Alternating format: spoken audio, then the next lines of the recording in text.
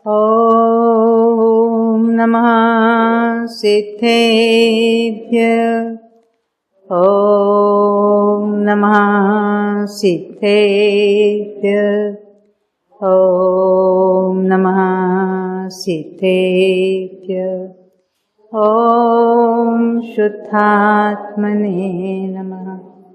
नमो अरिहन्ताणं नमो सिद्धाणं नमो आयर्याणं नमो वक्षायाणं नमो लोये सौवसाहुणं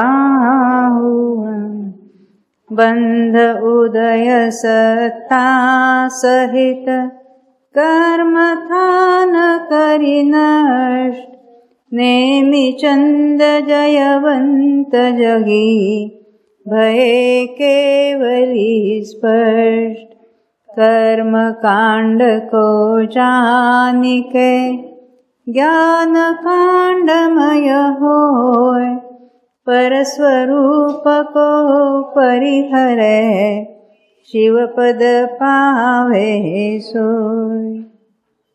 जिनेन्द्र भगवान की वाणी के अनुसार नेमिचंद सिद्धांत चक्रवर्ती ने गोमटसार कर्मकांड ग्रंथ की रचना की है और उसी के आधार से पंडित टोडरमल जी ने जो सम्यक ज्ञान चंद्रिका कर्मकांड भाषा टीका लिखी है उसके आधार से हम कर्म की कुछ बातें देख रहे हैं। हमारा मुख्य विषय प्रकृति के बारे में है। प्रकृति का बंध, प्रकृतियों के उदय की बात हमने देखी और सत्ता की बात देखी। अनेक जीवों की बात हमने देखी थी, अनेक जीवों की अपेक्षा से। अब जब एक जीव की अपेक्षा बात करते हैं तो एक जीव के एक काल में जितने प्रकृतियों का बंध होता है तो उतनी संख्या को लेकर हम कहेंगे कि उसका बंध स्थान है। आठों कर्मों में होगा ऐसा। जैसे हमने ज्ञानावरण में देखा 5 प्रकृति वाला एक ही बंध स्थान थ्रू आउट, पहले गुण स्थान से लेकर कहाँ तक होता है बंध स्थान 10वें तक, उदय स्थान कहेंगे तो 12वें तक। तो इसे हर एक कर्म में क्या क्या होता है हमने देखा था। नाम कर्म की कुछ अलग ही विशेषता होती है, क्योंकि मोहनीय के उदय स्थान है या अन्य कर्मों के है तो हम गुण स्थान में उसको सोच सकते हैं, लगा सकते हैं।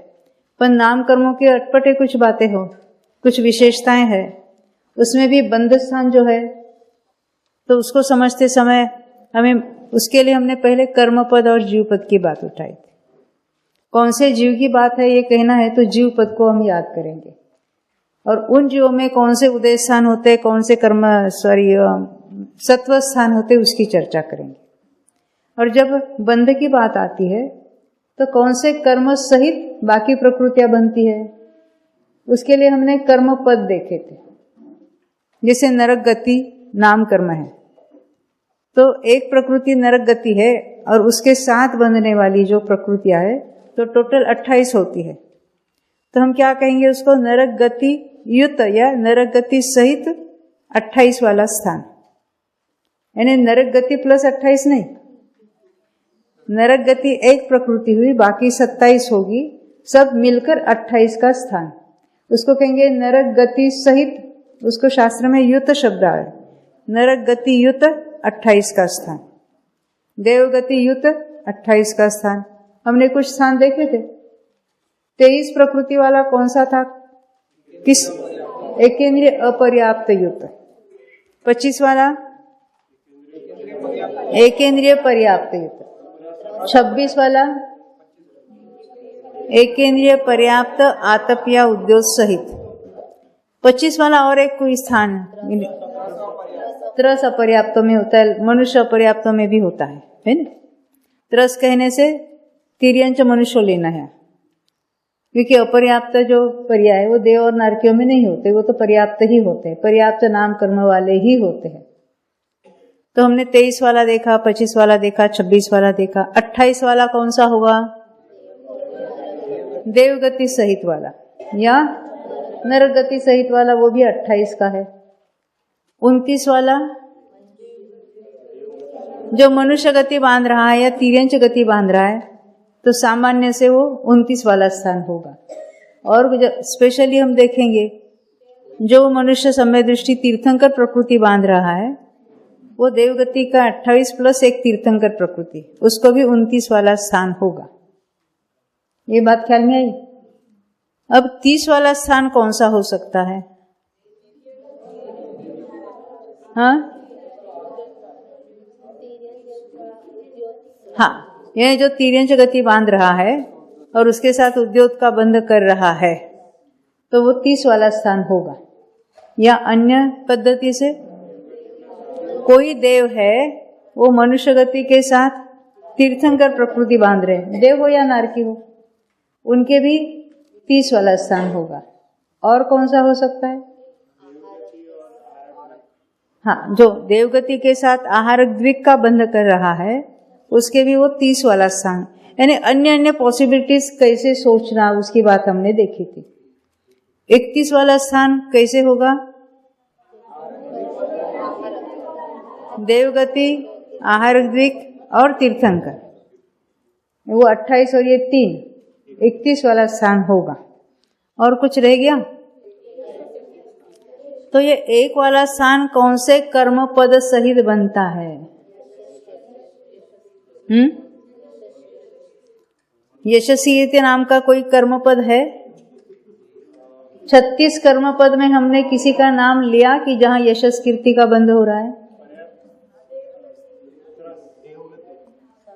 अकेला यश, एक का स्थान कहा हमने। देवगति के साथ यशस कीर्ति बनती है तो हम उसको 28 वाला देवगति वाला कहा था, उसको 1 का स्थान नहीं कहा, उसको हमने 28 का स्थान कहा था। हमें 1 का स्थान कौन सा है? एक ही प्रकृति बनती है नाम कर्म की, कौन सी? साता वेदनीय वेदनी की है, सातवें नर का, हाँ, मिथ्यात्विक। देखो, एक ही प्रकृति बनती है, यशस कीर्ति बनती है। किसको बनती है? मनुष्य बांध रहा है। कब? 8वें गुणस्थान में सब बंध विच्छित्ति हुई ना, तो 9वें में आया है। तो कौन सी प्रकृति नाम कर्म की बात कर रहे हैं? यशस कीर्ति अकेली बन रही है, किसी गति के साथ वाला ये स्थान नहीं है। यशस कीर्ति गति के साथ नहीं बनते ऐसा मैंने नहीं कहा। अकेले यश कीर्ति का जो एक प्रकृति वाला स्थान है वो किसी गति के साथ नहीं बन, क्योंकि अकेला एक ही है ना, एक ही प्रकृति बन रही है, तो वहां किसी अन्य प्रकृति का नाम ही नहीं ले सकते। वो कब होगा? ये जो 8वें गुणस्थान में इतनी लंबी चौड़ी हमने बंध विच्छित्ति देखी, उसके बाद एक यशस कीर्ति ही बची जो 10वें तक बंधेगी। इतनी बात ख्याल में आई? उसको कहेंगे एक प्रकृति वाला स्थान। उसमें कोई कर्म पद के साथ वो नहीं बंध रहा है, वो सिंगल ऐसे ही बंध रही है। बाकी जो स्थान देखे थे किसी न किसी गति सहित बंध रहे थे। जब देवगति के बंध विच्छित्ति हुई 8वें में, तो आगे ये अकेले ही यशस कीर्ति का बंध है। स्थान में गिनेंगे पर वो किसी कर्म पद के साथ उसको नहीं गिनेंगे। ये क्लियर हुआ इतना? अब हम ये तो बंध स्थान हमने देखे थे विस्तार से, अभी हमें उदय स्थान देखना है। उदय स्थान का अर्थ क्या है? एक जीव के एक काल में, ये नाम कर्म की ही हम स्पेशल बात करेंगे, कितने नाम कर्म का उदय चल रहा है।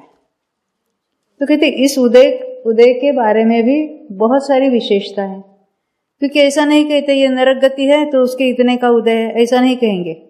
क्या होगा? अरे विग्रह गति में कुछ अलग उदय है, फिर वहां जब वो पहुंचता है, देह धारण करता है, यानी पर्याप्ति शुरू होती है, और कुछ प्रकृतियों का उदय शुरू होता है। शरीर पर्याप्ति पूरी और कुछ प्रकृतियों का उदय शुरू हुआ, इसलिए उसको कहेंगे ये नाम कर्म के जो उदय के अलग अलग काल होते हैं। और क्रम से हमने वो काल देखे थे। यहाँ चार्ट पर भी आप देखना, अपने चार्ट में देखो या यहाँ बोर्ड पर देखिए, ये उदय स्थानों के काल है, यानी 5 अलग अलग काल है जो क्रम से होंगे, और उनमें अलग अलग नंबर ऑफ प्रकृतियां यहाँ उदय रूप होगी, क्योंकि उदय के स्थानों की बात है।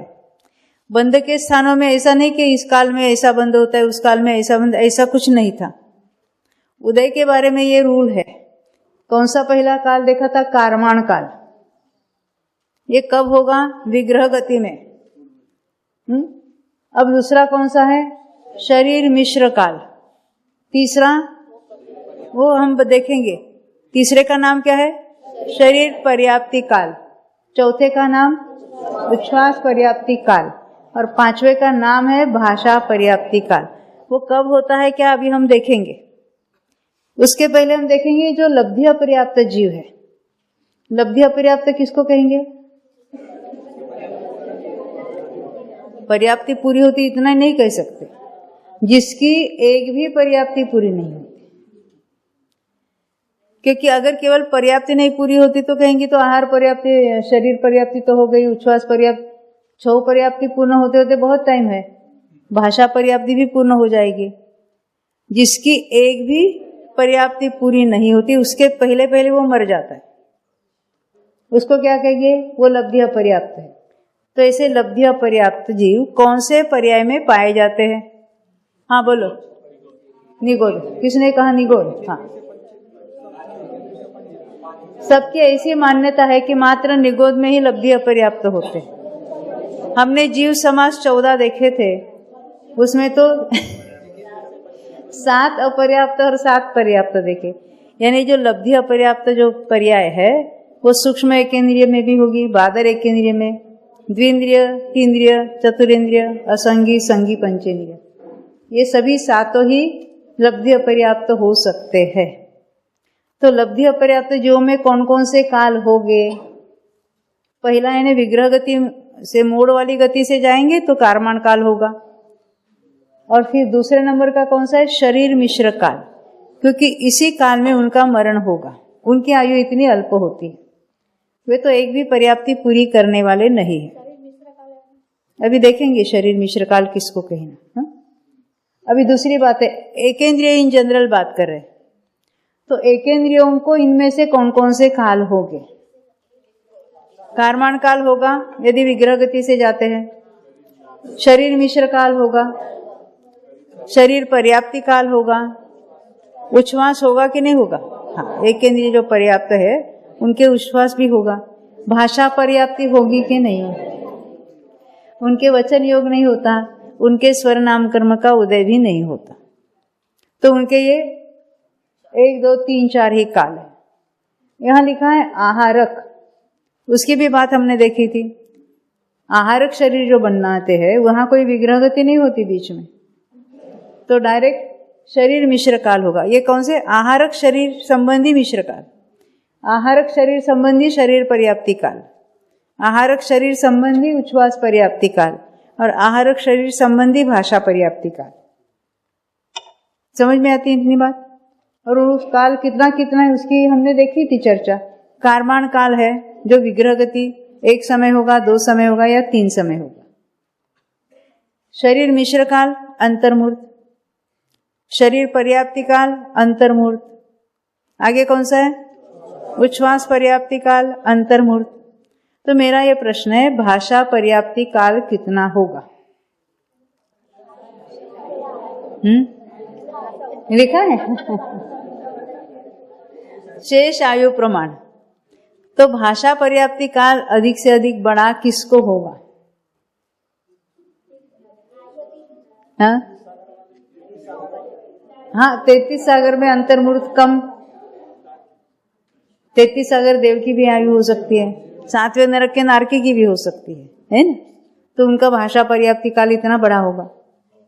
एकेंद्रियों में अधिक से अधिक कितना बड़ा हो सकता है? उनको भाषा पर्याप्ति नहीं होती तो उनके उच्छ्वास पर्याप्ति काल कितना बड़ा होगा? हाँ, आयु कितनी हो सकती है? मैक्सिमम 22,000 वर्ष है ना, पृथ्वी का एक में हो सकती है। तो उसमें से पहले वाला अंतर्मूर्त कम कर दो। तो अभी हम ये जो उसका अर्थ क्या हमने केवल अभी रट के पढ़ के बोल दिया, अब ये कहना किसको उसकी बात हम देख रहे हैं। देखो पुस्तक निकाल लें आपको।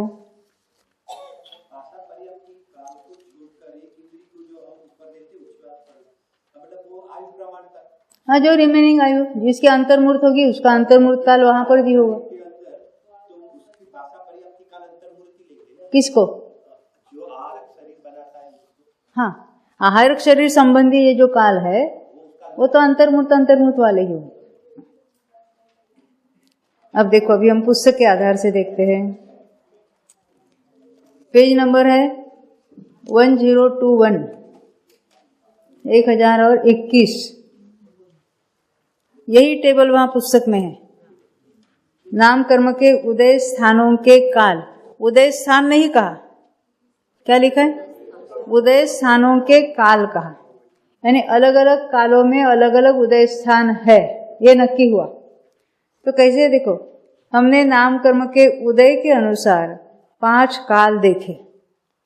कौन कौन से अभी हमने देखे थे? देखो, इसको क्या कहा? उदय स्थानों के काल कहा, उदय स्थान नहीं कहा। उदय स्थान में हम नंबर ऑफ प्रकृतियां बताएंगे, ये 21 वाला है स्थान, ये 25 वाला है, कहो 26 वाला है, जो कुछ होता है उसको हम वहां पर बताएंगे। अब देखो नेक्स्ट पेज 1022।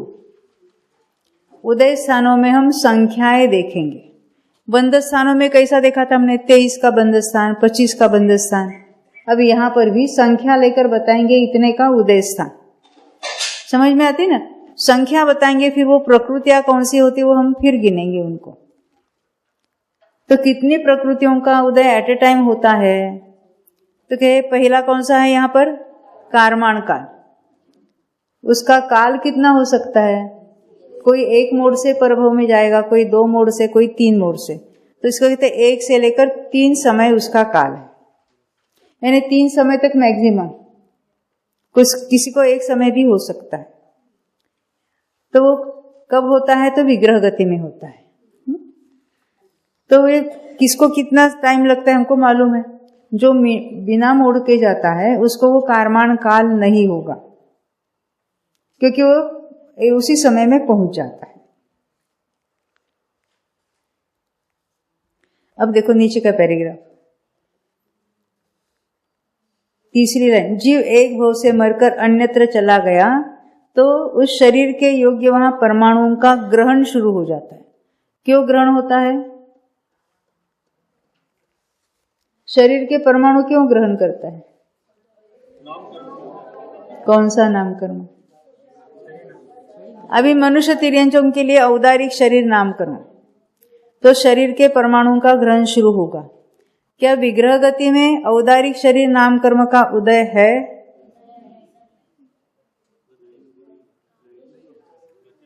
विग्रह गति में शरीर के परमाणु का ग्रहण नहीं होता है। उसका अर्थ क्या है? वहां शरीर नाम कर्म का उदय नहीं है।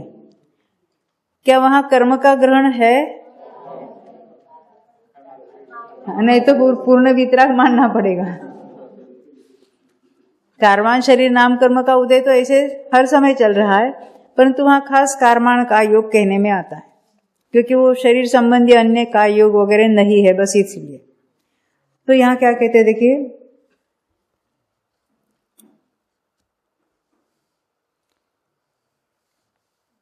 तो कहते जब वहां पहुंच जाता है जहां शरीर ग्रहण करना है, तो कौन सा काल शुरू हो जाता है? शरीर मिश्र काल। शरीर के परमाणुओं का ग्रहण शुरू हो जाता है। और पहली पर्याप्ति का नाम क्या है? आहार पर्याप्ति। आहार पर्याप्ति में क्या होता है? जो परमाणु ग्रहण किए हैं वो खल रूप और रस रूप परिणमाने की जीव की शक्ति उत्पन्न होती है, उसको कहेंगे आहार पर्याप्ति। खल यानी सॉलिड, रस यानी लिक्विड। वो तो प्रोसेस, वो परिणाम आता है, फिर उसमें से सॉलिड ऑर्गन लिक्विड ऑर्गन बनेंगे, वो आगे वाले शरीर पर्याप्ति में कार्य होगा। देखो यहाँ क्या कहा, चौथी लाइन, आहार पर्याप्ति में पहले परमाणुओं का ग्रहण हुआ। विग्रह गति में शरीर के परमाणु का ग्रहण नहीं हो रहा था, तो विग्रह गति में जीव को अनाहारक कहा था। नहीं समझे? आहारक यानी किसको? नो कर्म का ग्रहण होना, उसको कहेंगे आहारक। विग्रह गति में, मोड़ वाली गति में शरीर के परमाणुओं का ग्रहण नहीं हो रहा था, तब हम वहां उसको अनाहारक कहेंगे। अब यह शरीर के परमाणु को ग्रहण किया तो वहां पर्याप्ति शुरू होती है। यानी क्या होता है, पहले ऐसी शक्ति की उत्पत्ति होती है जो परमाणुओं को खल रूप यानी सॉलिड और लिक्विड रूप परिणमावे। तो हो गई पहली आहार पर्याप्ति। देखो आगे बढ़ते हैं। तो आहार पर्याप्ति में उनको यानी उन परमाणुओं को रसरूप खल रूप परिणमाना चालू कर देता है। फिर शरीर पर्याप्ति होती है। सभी पर्याप्ति एक साथ शुरू होती है, उनकी पूर्णता क्रम से होती है। आहार पर्याप्ति पूर्ण हुई, फिर शरीर पर्याप्ति पूर्ण होगी, फिर इंद्रिय पर्याप्ति पूर्ण होगी, फिर श्वासोच्छ्वास पर्याप्ति पूर्ण होगी, फिर भाषा पर्याप्ति पूर्ण होगी, और संगी है तो मन पर्याप्ति पूर्ण होगी। अब जरा नीचे का पैराग्राफ देखते हैं। यहाँ नाम कर्म के अलग अलग उदय स्थान में पहले कारमाण काल देखा। अभी हमने देखा था वो विग्रह गति में होता है। तो कहती कोई एक मोड़ सहित, कोई दो मोड़ सहित, कोई तीन मोड़ सहित जाता है। अब उसके वो मोड़ कैसे क्या लेता है उसकी बात हम नहीं करेंगे। अभी प्रश्न हमारा था कारमाण काल तो समझ में आ गया। अब उसके आगे का जो शरीर मिश्र काल क्या होता है उसकी बात हम देखेंगे। नीचे का paragraph, page number 1023, last paragraph. तो कहते शरीर मिश्र काल का अर्थ होता है अभी शरीर पर्याप्ति पूरी नहीं हुई है।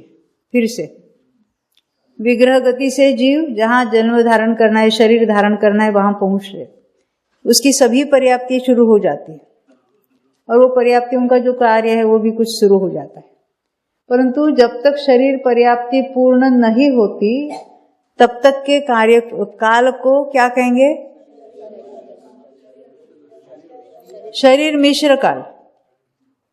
वहां औदारिक मिश्र का योग होगा या वैक्रिक मिश्र का योग होगा, तो उस काल को क्या कहेंगे? शरीर मिश्र काल। कहीं पर मिश्र शरीर काल ऐसा भी कहेंगे। हम एक नाम फॉलो करें। शरीर मिश्र काल कब होगा? पर्याप्ति शुरू होने के समय से लेकर जब तक शरीर पर्याप्ति पूर्ण नहीं होती, पूर्ण होते ही शरीर पर्याप्ति काल चालू हो जाएगा। तो पूर्ण होने के एक समय पहले तक शरीर मिश्र काल कहने में आएगा। समझ में आई बात? क्यों समझना है? शुरू भी हो गई, पूर्ण भी हो गई। हाँ, क्योंकि दूसरी शरीर पर्याप्ति है, उसके लिए जितना काल लगेगा, अभी एक समय पहले की तक क्या गए? शरीर मिश्र काल। अभी देखो आहार पर्याप्ति भी पूर्ण होने का एक लब्धि अपर्याप्त में बात है। तो लब्धि अपर्याप्त जीव शरीर मिश्र काल में ही मर जाएगा। उसकी तो आहार पर्याप्ति भी पूर्ण नहीं होगी। इतनी बात समझ में आती है। हाँ। देखो श्रोता ने किसी ने पूछा था नीचे से 5वीं लाइन, शरीर मिश्र शब्द क्यों आया, ऐसा अटपटा नाम क्यों रखा? तो कहते यहाँ मिश्र का योग होता है।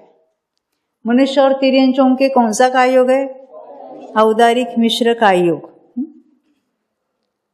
जब पर्याप्ति शुरू हो जाती है और जब तक शरीर पर्याप्ति पूरी नहीं हुई है तब कौन से योग होते हैं?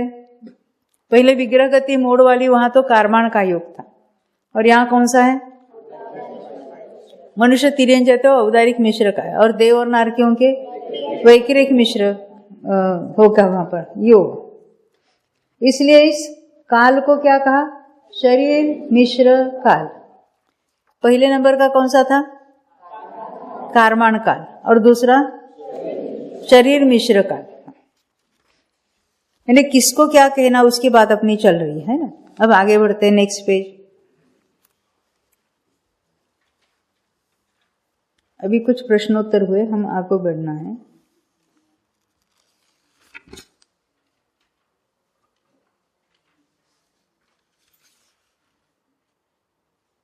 अपनी भाषा में समझेंगे हम इसको। देखो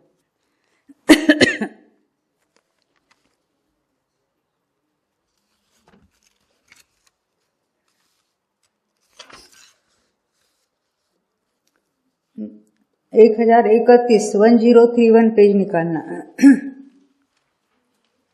वहां परिभाषाएं बताइए सब कालों के।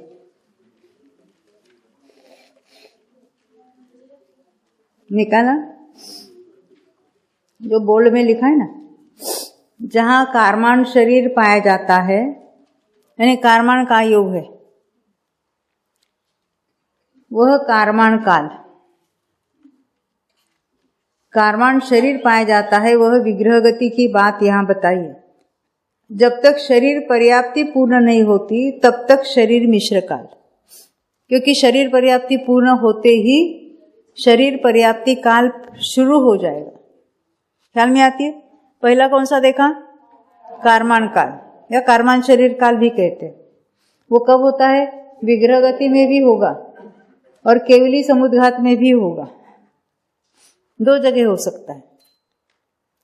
अब दूसरे नंबर का काल शरीर मिश्र काल, यानी विग्रह गति के बाद या ईशु गति से वहां पहुंच गया जहां शरीर धारण करने वाला है, पर्याप्ति शुरू हुई, तब से लेकर शरीर पर्याप्ति पूर्ण होने के एक समय पूर्व तक शरीर मिश्र काल कहेंगे। अब शरीर पर्याप्ति पूर्ण होते ही कौन सा काल शुरू होगा? शरीर पर्याप्ति काल। यहां तक समझ में? अब देखो यहां पर तो शरीर, नीचे बोर्ड में जो लिखा है, शरीर पर्याप्ति पूर्ण होने पर जब तक श्वासोच्छ्वास पर्याप्ति पूर्ण नहीं होती तब तक शरीर पर्याप्ति काल। मेरा ये प्रश्न है, जब हम 6 पर्याप्ति सीखते हैं तो शरीर पर्याप्ति के बाद कौन सी पर्याप्ति है? इंद्रिय पर्याप्ति। पर यहाँ इंद्रिय पर्याप्ति शुरू हुई या नहीं हुई, उससे नाम कर्म के उदय स्थानों में कोई अंतर नहीं पड़ता। उदय कब बदलेगा? उच्छ्वास पर्याप्ति पूर्ण होने पर। पहला शरीर मिश्र काल है, पहले समय से लेकर शरीर पर्याप्ति पूर्ण होने के एक समय पूर्व तक शरीर मिश्र काल। शरीर पर्याप्ति पूर्ण होने पर शरीर पर्याप्ति काल शुरू हुआ, कब तक होगा? उच्छ्वास पर्याप्ति पूर्ण होने के एक समय पूर्व तक। जब उच्छ्वास पर्याप्ति पूर्ण हुई तब हम कहेंगे उच्छ्वास पर्याप्ति काल, क्योंकि वहां उच्छ्वास नाम कर्म का उदय चालू हो जाएगा। बीच में इंद्रिय पर्याप्ति में कुछ विशेषता बनी नहीं। हमको यहाँ पर्याप्ति को नहीं सीखना है, हमें नाम कर्म के उदय स्थानों के कालों को देखना है। पहला काल है कारमान काल, दूसरा है शरीर मिश्र काल, तीसरा है शरीर पर्याप्ति काल, चौथा है उच्छ्वास पर्याप्ति काल। अब आगे वाला कौन सा होगा? देखो यहाँ देखो, श्वासोच्छ्वास पर्याप्ति पूर्ण होने पर जब तक भाषा पर्याप्ति पूर्ण नहीं होती, क्योंकि सभी पर्याप्ति एक साथ शुरू हुई थी, ये पूर्ण जब होगी तब उसको क्या कहेंगे? तब तक उसको श्वासोच्छ्वास पर्याप्ति काल कहेंगे। पूर्ण हुई भाषा पर्याप्ति, अब उसको कहेंगे भाषा पर्याप्ति काल। अब उसके बाद में नाम कर्म के कोई नए कर्म उदय रूप होने वाले नहीं है। भले मन पर्याप्ति वगैरह चलेगी, उससे कोई हमें फर्क नहीं पड़ने वाला। इसके आगे का जो उर्वरित आयु का काल है उसको क्या कहेंगे? भाषा पर्याप्ति काल। तो भाषा पर्याप्ति काल किसको होगा? द्विंद्रिय से लेकर पंचेंद्रिय तक के जीवों को होगा, क्योंकि उनके स्वर नाम कर्म का उदय है। 5 काल कौन से वो ख्याल में आई? क्योंकि उसमें कौन सी प्रकृतियां उदय रूप होती है उसकी बात हम करेंगे। 5 अलग अलग काल है, वहां नाम कर्म के अलग अलग उदय स्थान है। कहाँ कितने प्रकृतियों का उदय होता है उसकी बात अभी हम देखने जा रहे हैं। बहुत कठिन हो रहा है।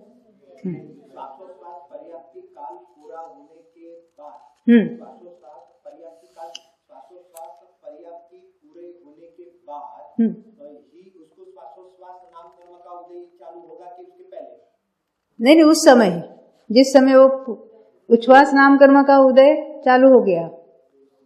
देखो हम उदय काल में कर्म की बात देखेंगे, उदय कब शुरू होता है, तो आपकी कंफ्यूजन दूर हो जाएगा। तो हमने 5 काल देखे, यहां तक समझ में आई बात। अब इन कालों में प्रकृतियां कौन सी होती है? काल तो हमने बता दिए। क्यों बता दिए?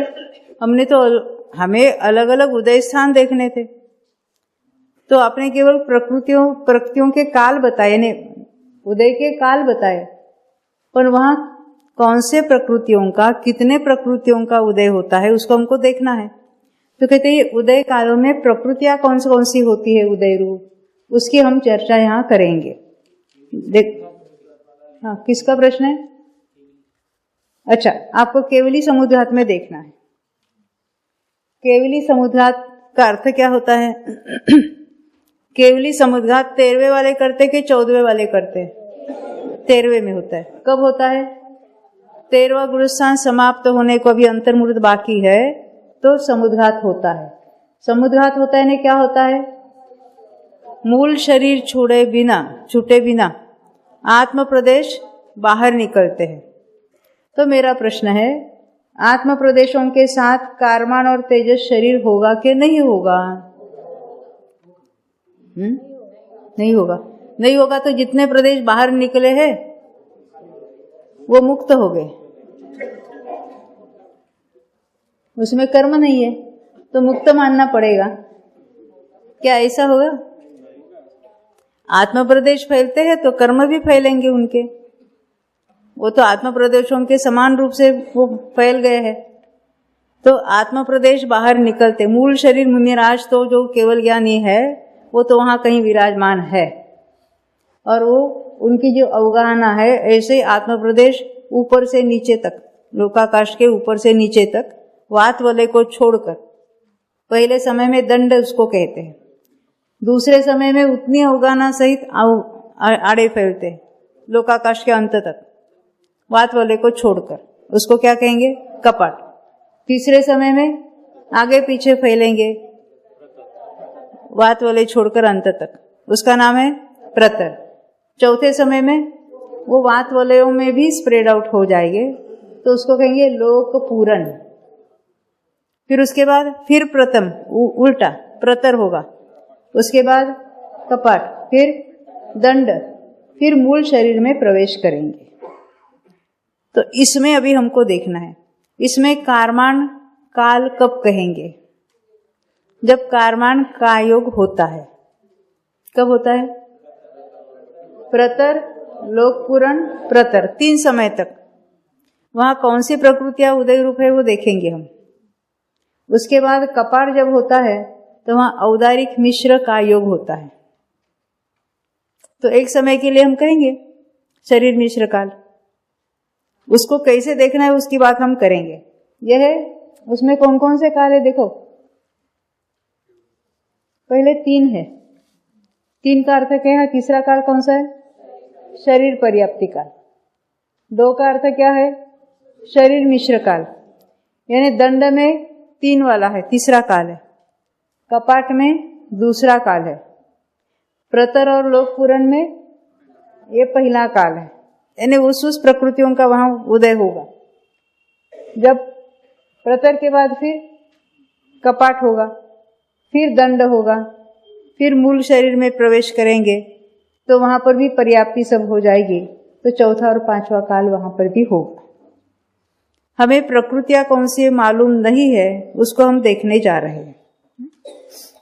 तो देखो, ये जब चार्ट के आधार से अगर हम कालों में प्रकृतियां देखेंगे वो तो आसान होने वाला है।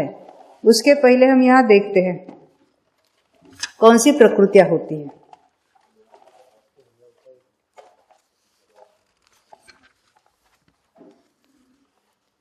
एक पेज नंबर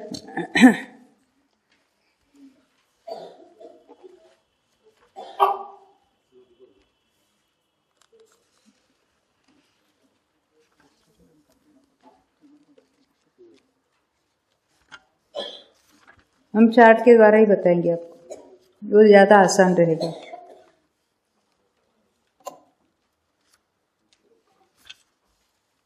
ये सब समुद्रघात की विस्तार से चर्चा आगे लिखी है 1035 से आगे।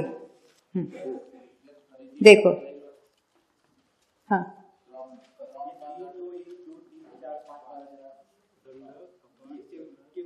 केवली समुद्रघात में देखो, निकालो पेज नंबर।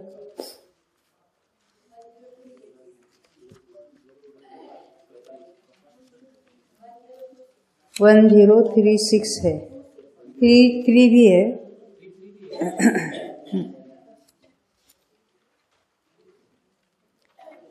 पेज नंबर 1033 निकालना।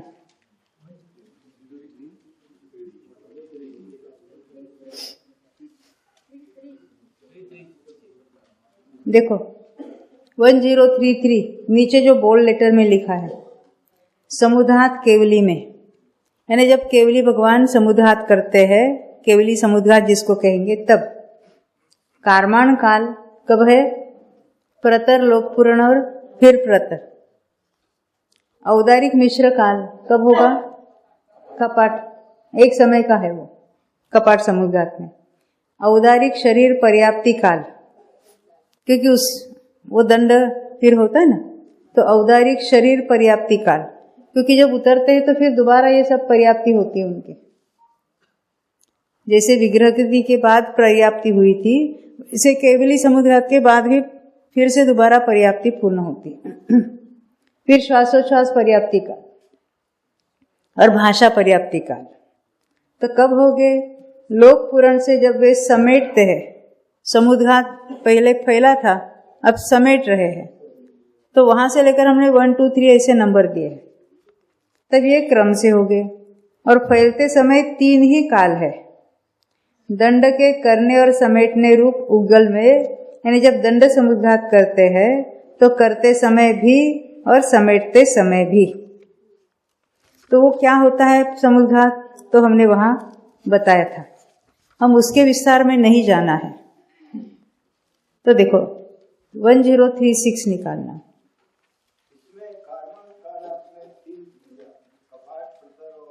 ना प्रतर, लोकपूर्ण और प्रतर, वहां कारवाण का योग है, वहां शरीर के परमाणु का वगैरह ग्रहण रुक गया है पूर्ण रूप से। हाँ, कपाट में मिश्र है, औदारिक मिश्र का योग होता है।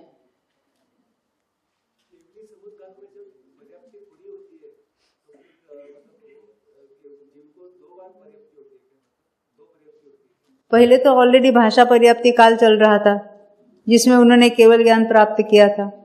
समुद्घात करते हैं तो उल्टे क्रम से हो रहा है ना, भाषा पर्याप्ति काल चल ही रहा था, फिर दंड किया, फिर कपाट किया, उल्टे क्रम से उन्होंने प्रतर और लोकपूर्ण तक पहुंच गए। वही बात यहां बता रहे, देखो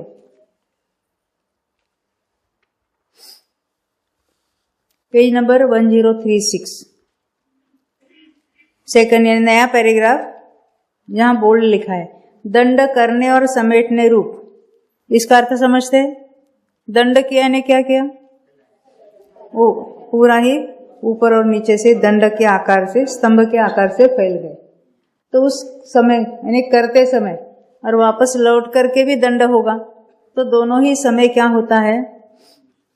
तो कहते हैं युगल में, यानी 2 ही बार औदारिक शरीर पर्याप्ति काल है। समझ में आई बात? दंड अवस्था में औदारिक शरीर पर्याप्ति काल है। कपाट करने और समेटने रूप युगल में, युगल क्यों कहा? फैलते समय भी होता है, लौटते समय भी होता है। तो कपाट अवस्था में जो एक समय फैलते समय, एक समय समेटते समय होता है, तो वहां कौन सा काल है? औदारिक शरीर मिश्र काल। हम शरीर मिश्र काल तो कहते ही है, यहाँ औदारिक शरीर है इसलिए औदारिक शब्द और जोड़ दिया। कपाट का अर्थ क्या देखा था? पहले दंडाकार हुए, फिर ऐसे आड़े फैले, उसको कहेंगे कपाट। आगे पीछे फैलेंगे तो हो गया प्रतर, और वात वाले में भी स्प्रेड आउट हुआ तो कहेंगे लोक पूर्ण, पूरे लोक में फैल गए। तो जहां हम आप बैठे वहां वो केवली आएंगे कि नहीं हमें मिलने के लिए? तो कितना सुख होगा? हाँ, मालूम ही नहीं पड़ता। तो सिद्ध क्षेत्र में क्यों जाते हैं? नहीं, पर वो आते हैं तो थोड़ा सुख होना चाहिए था कि नहीं? और एट ए टाइम कितने केवली समुद्घात करते मालूम है? हाँ बोलो। 40, 20 और 20 जो फैल रहे हैं समेट रहे, तो इतने केवली और हमारे आत्म प्रदेश उनके आत्म प्रदेश एकदम, तो कितना सुख होता होगा, ये मेरा प्रश्न है। हाँ, एक द्रव्य उस तभी तो याद आता है, एक द्रव्य दूसरे द्रव्य का कुछ नहीं करता है। ये हमारी मान्यता है ना, हम उस क्षेत्र में गए तो कुछ वहां से और आया या परमाणु आए, वाइब्रेशन आए, कुछ तो आ गया, कुछ आता जाता नहीं है। तो देखो हमने क्या कहा उसको, कपाट में क्या था, औदारिक मिश्र काल था। प्रतर करने और फिर लौटते समय कारवाण का योग होता है, तो उसको क्या कहेंगे, कारवाण काल कहेंगे।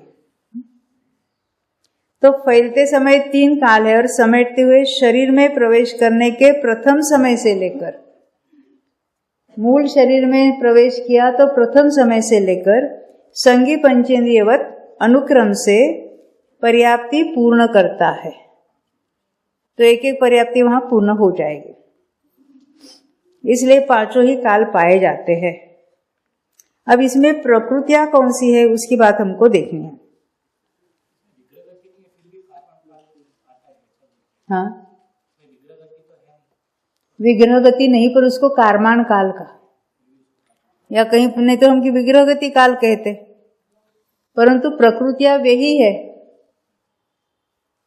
केवल अनुपूर्वी नहीं होगी।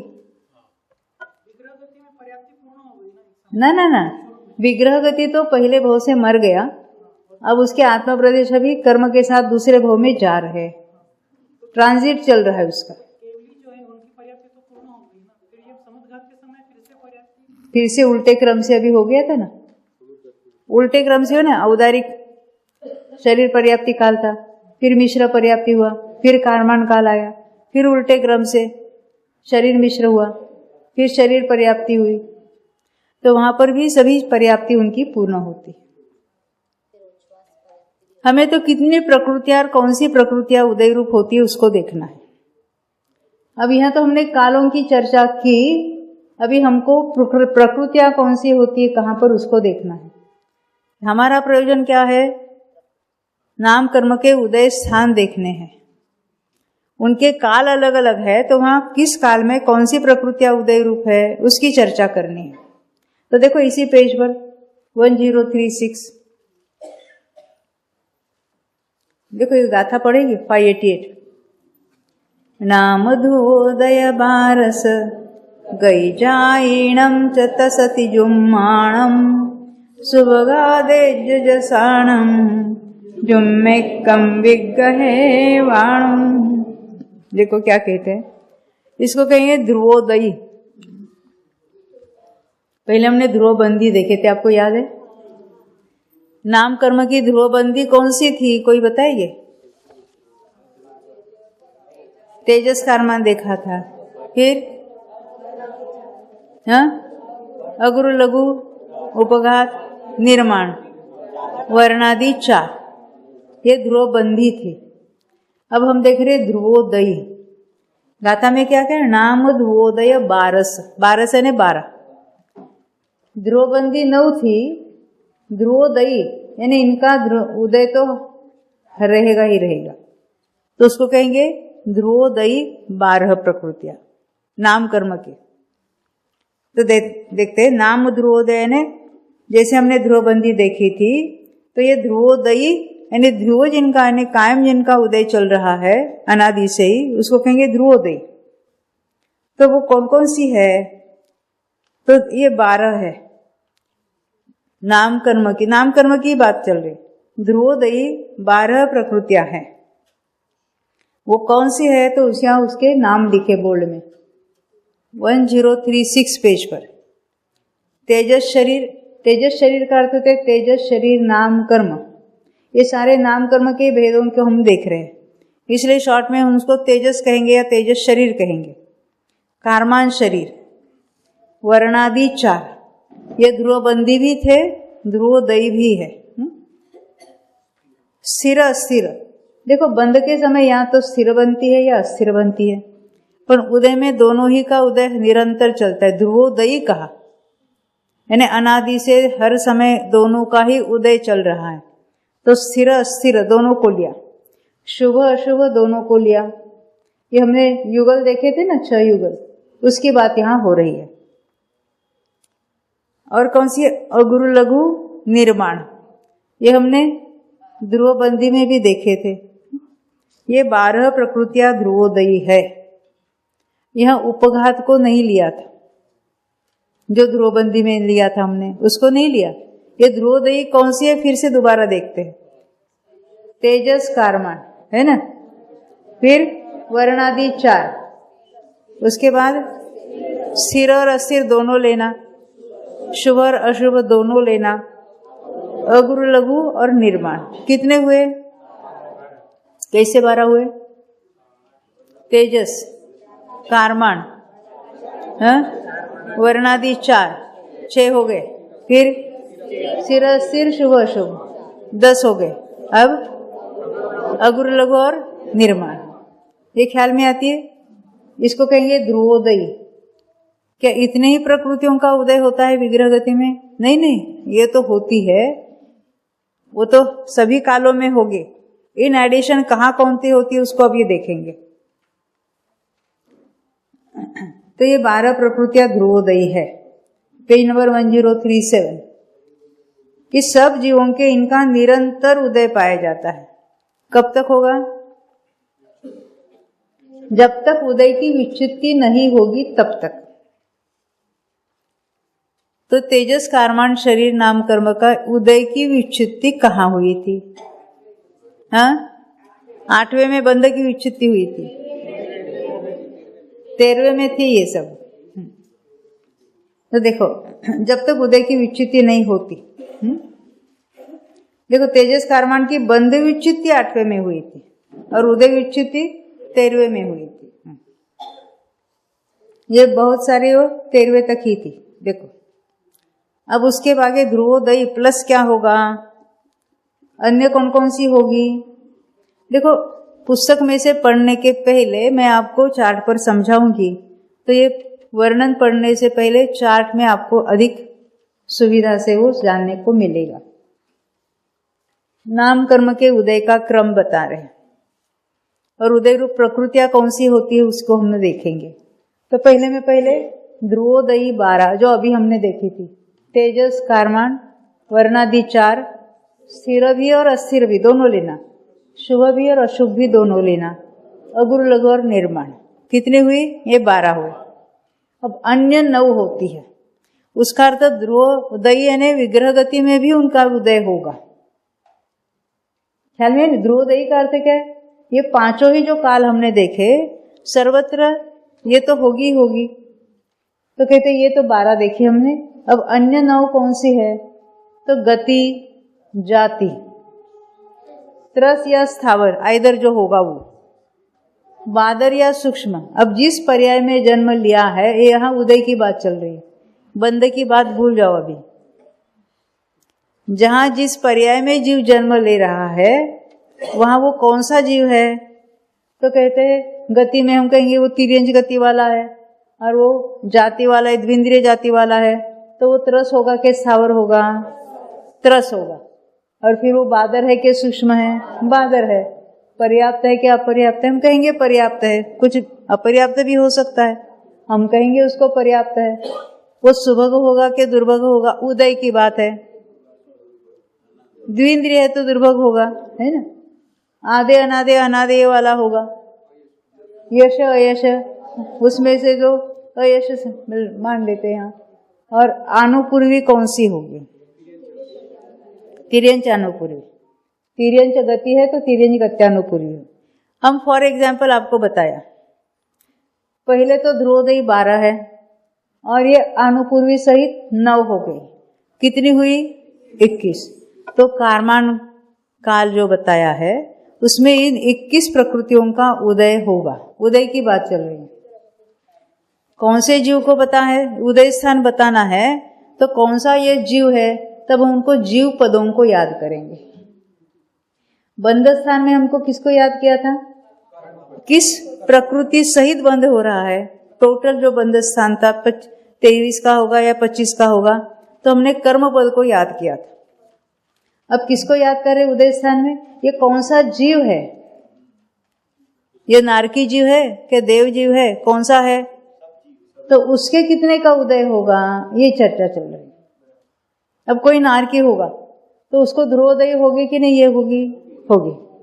एनिमेशन गति में किसको लेंगे, नारकी है, नरक गति, पंचेंद्रिय जाति, त्रस, बादर, पर्याप्त, अब उसको दुर्भोग लेंगे, अनादेय लेंगे, ऐसे कीर्ति लेंगे, और नरकानुपूर्वी ले, नरकानुपूर्वी।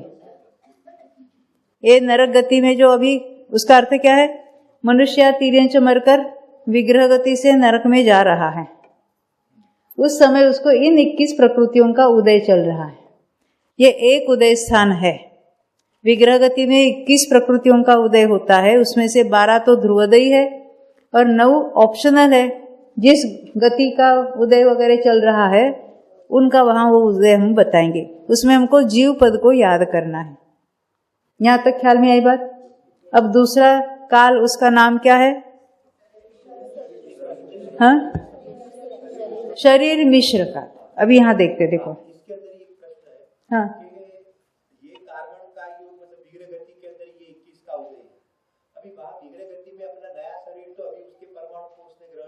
तो ये स्थिर अस्थिर और शुभ अशुभ वाली प्रकृतियां जो है वो शरीर के साथ रिलेटेड वाली है, तो वहां पर कैसे सेट करेंगे? नहीं, फिर भी उसका उदय हमेशा रहेगा। उसका कार्य क्या होता है उसकी बात नहीं।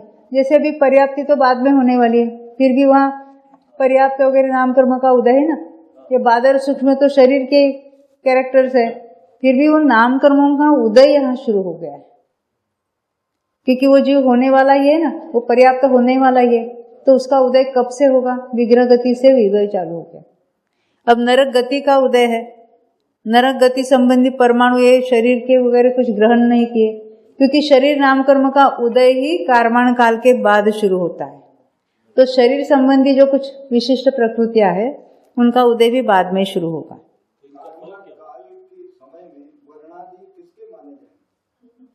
कारमाण की भी है ना, कर्म का ग्रहण है, कर्म का ग्रहण है ना, तो उसके में भी वर्णादि होगे कि नहीं होगे? वो तो ध्रुवोदयी है, हर समय उसका उदयन है, हर समय उस जाति के परमाणु लेंगे। कर्म और तेजस शरीर तो ले रहा है कि नहीं ले रहा, तो वो भी उसमें तो वर्णादि सभी होंगे, सभी टाइप के, जिसको कहेंगे प्रशस्त भी अप्रशस्त भी। नहीं समझे? बहुत हेवी हो गया, लास्ट लेक्चर है ना, अभी है, टाइम है थोड़ा। हाँ, आप है उदय है तो उसका कार्य क्या है ना, यही प्रश्न है ना। यानी उस पर्याय संबंधी वो उसकी प्रकृतियां है, तो उसका उदय यहीं से शुरू हो जाता है। हमें उसका जो कार्य जो हमको लगता है ये ऐसा होना चाहिए यहीं से, क्योंकि वर्णादि की तो बात की हमने, और उसमें भी वो अगुरु लघु वगैरह लागू होगा कि नहीं होगा। यानी उस संबंधी वैसी वो रचना शुरू हो जाएगी। यानी कर्म संबंधी वर्णादि हो या तेजस संबंधी हो, वो कार्य यहाँ से हो जाएगा। ऐसा भी ले सकते खाली कर्म निर्जरा होके चले गए? नहीं, ये उदय चल रहा है उसका, उदय तो चल रहा है। हाँ, उस पर्याय संबंधी वैसा उदय उसका होगा, क्योंकि उस पर्याय में अभी जन्म लेने वाला है। उन प्रकृतियों का उदय यहाँ से ही कहलाएगा। ये तो ध्रुवोदयी है ना, हमेशा ही उनका उदय पाया जाएगा। अब यहाँ जो हम शुभ अशुभ स्थिर, तो उस संबंधी कुछ कार्य होता होगा, कि उसके कार्य की चर्चा तो नहीं आती है ना, परंतु उसका एग्जैक्ट वहां कार्य क्या है, तेजस शरीर कारमान शरीर संबंधी कार्य होता होगा उसका। ये हमें नहीं पता है ना कौन सा कार्य है। हाँ, अभी देखो, हमेशा बंद के समय शुभ या बंदेगी या अशुभ बंदेगी, पर जब उदय रूप है तो दोनों एक साथ होती ही है, इसलिए उसको ध्रुवोदयी कहा। हाँ, विग्रह गति में प्राण, हाँ,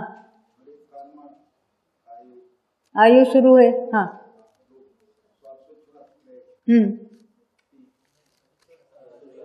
इंद्रिय संबंधी क्षोभम है कि नहीं? हाँ, उसको क्षोभम रूप उसको कहेंगे। उसको उपयोग रूप कार्य नहीं है, क्षोभम रूप वहां है, पाया जाएगा। ऐसी अलग से उसकी विग्रहगति अपर्याप्तों में चर्चा आती है। बाकी वचन योग या मन योग वगैरह तो कुछ नहीं होगा, मन बल प्राण नहीं होगा, वचन बल प्राण नहीं होगा, वैसे काय भी है ही नहीं वहां पर विग्रह गति में। बल प्राण जो है उसको भी नहीं कहेंगे, परंतु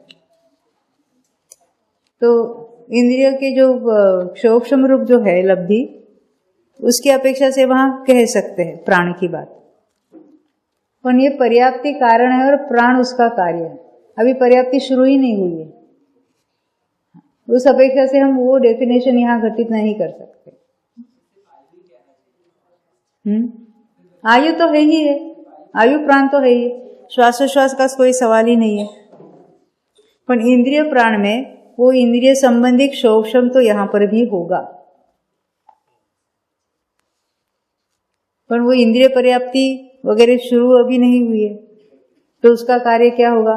इंद्रिय संबंधी जानना तो नहीं होगा, यानी वैसा प्राण का कार्य यहाँ कुछ नहीं होगा। पर जानना रुक जाएगा पूरा का, कुछ तो जानना होगा वहां पर। ज्ञान दर्शन का कार्य होगा कि नहीं होगा? हाँ, आगे बढ़ेंगे।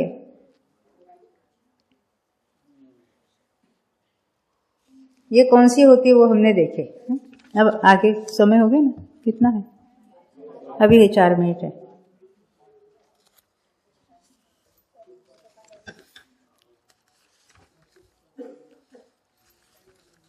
अभी आगे का हमको काल देखना है। देखो यही जो चार्ट है ना 1047 पेज पर भी लगाया है। हम चार्ट के द्वारा ही पहले समझेंगे। अब ये जो 1 2 3 4 5 जो नंबर बताए ना, यहाँ पर चार्ट देखना, आप अपना देखो या बोर्ड पर देखो। ये 1 नंबर का अर्थ क्या होता है? कारमान काल, कारमान काल। तो वहां ये 12 और 9 मिलकर 21 प्रकृतियां उदय रूप है। जब हम यहाँ अनुपूर्वी कही तो इसका अर्थ ये विग्रह गति की बात है, वो केवली समुदाय की बात नहीं है। केवली समुदाय में यह अनुपूर्वी का उदय नहीं होगा, बाकी सामान्य केवली को ये 20 प्रकृतियां रहेगी उदय रूप। अब ये 2 नंबर का अर्थ क्या है? कौन सा काल है ये? शरीर मिश्र काल का अर्थ क्या है? शरीर के परमाणुओं का ग्रहण यहां शुरू हुआ।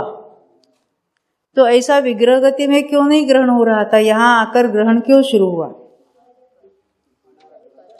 क्योंकि इन कर्मों का उदय यहां आने पर शुरू हुआ है। विग्रह गति में इन पर्टिकुलर कर्मों का उदय नहीं था। शरीर नाम कर्म का उदय भी नहीं था, संस्थान नाम कर्म का भी उदय नहीं था, क्योंकि हमने देखा था अनुपूर्व में तो पूर्व भाव का आकार कायम था। प्रत्येक या साधारण ये भी शरीर संबंधी है प्रकृतियां, इनका भी उदय नहीं था और उपघात भी उदय नहीं था, चूंकि बंद के समय हमने उसको ध्रुवबंदी में लिया था।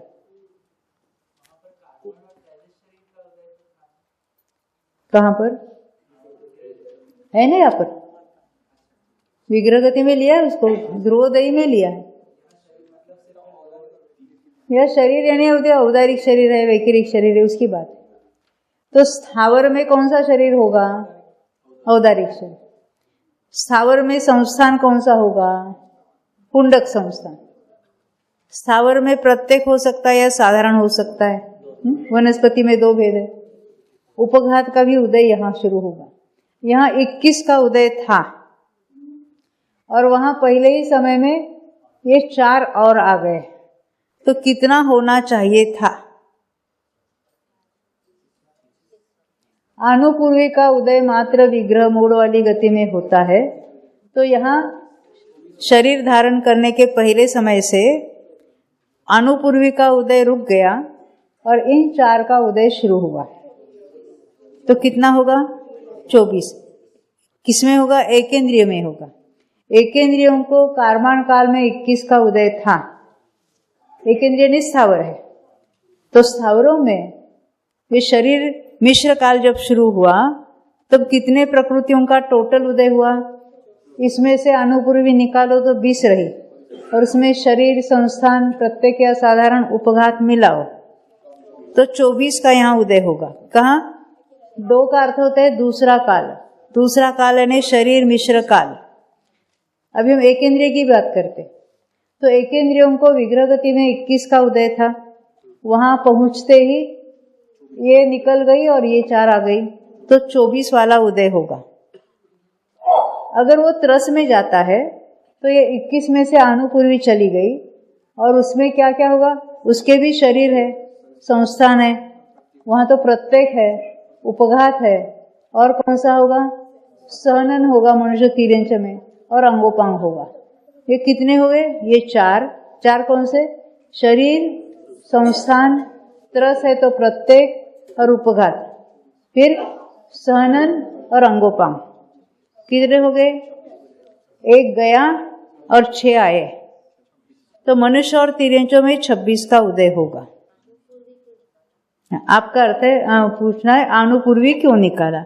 आनुपूर्वी को हमने क्षेत्र विपाकी कहा था, उसका उदय कब होता है, मात्र मोड़ वाली गति में, पूरे लाइफ टाइम तक उसका कभी भी उदय नहीं होता, बस विग्रह गति में उसका उदय है, बनती है हर समय, और उदय होता है मात्र विग्रह वाली गति में।